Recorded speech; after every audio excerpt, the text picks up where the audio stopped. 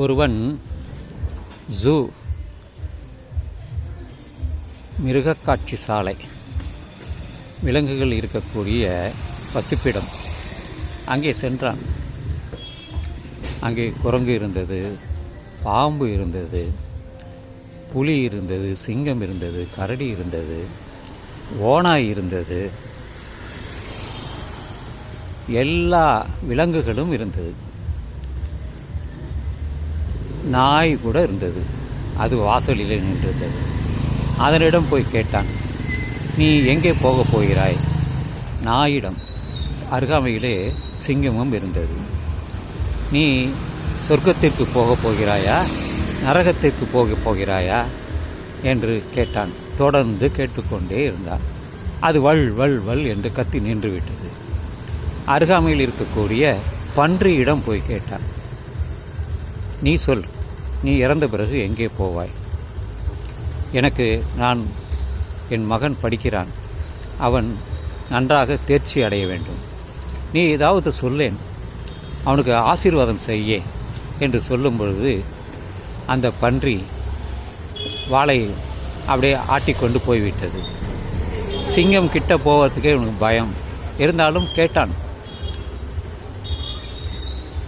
நான் எங்கே போவேன்? சொர்க்கத்திற்கு போவேனா இல்லை நரகத்திற்கு போவேனா?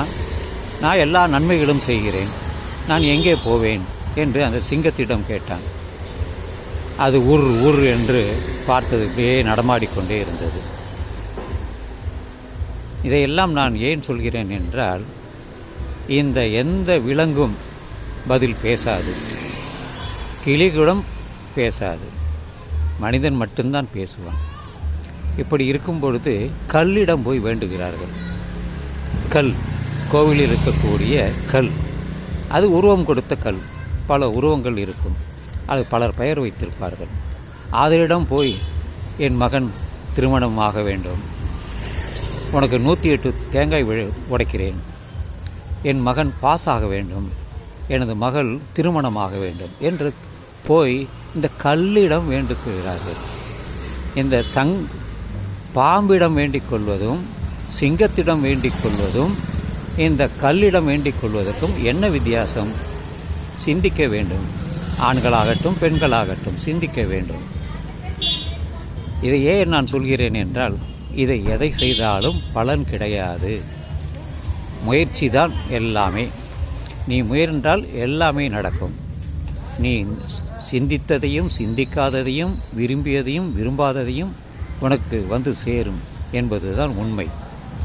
எனவே இந்த நம்பிக்கையெல்லாம் மூட நம்பிக்கை தான். உண்மையான நம்பிக்கை என்றது உன் மனதிலே தான் இருக்கிறது.